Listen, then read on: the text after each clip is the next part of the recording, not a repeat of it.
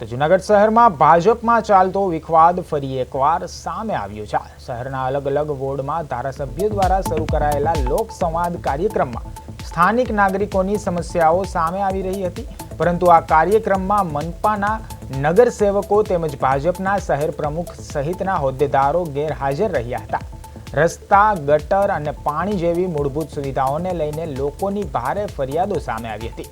ધારાસભ્યો દ્વારા રજૂ કરાયેલી સમસ્યાઓનું નિરાકરણ લાવવાની ખાતરી આપવામાં આવી છે, પરંતુ પાર્ટી અંદરના સંકલનના અભાવને લઈને રાજકીય ચર્ચાઓ હવે તેજ બની છે।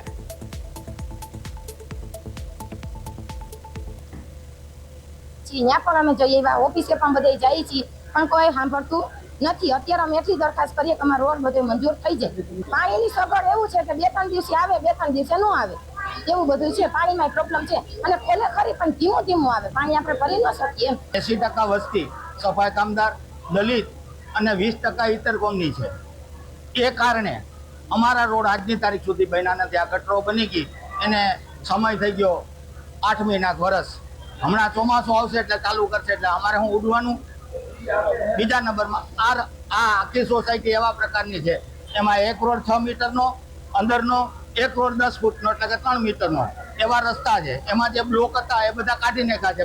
પાણીની પાઇપલાઈનો નાખી, પછી ગટરો નાખી, એને લઈને એ બ્લોક કાઢી નાખ્યા છે। બ્લોક વગરની એમને તમામ શેરીઓ છે। મને આનંદ એટલા માટે થાય છે કે બહેનો પણ રજૂઆત કરવા આવ્યા છે।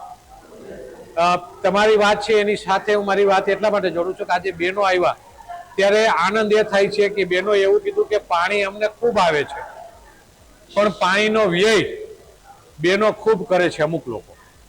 એટલે તમે એમને દંડ કરો, એમના કનેક્શન કાપી નાખો, પાણી બગાડવું ન જોઈએ, આવી એક સૂચકતા બહેનોની અંદર આવી છે। એટલે હું માતૃશક્તિને વંદન કરું છું।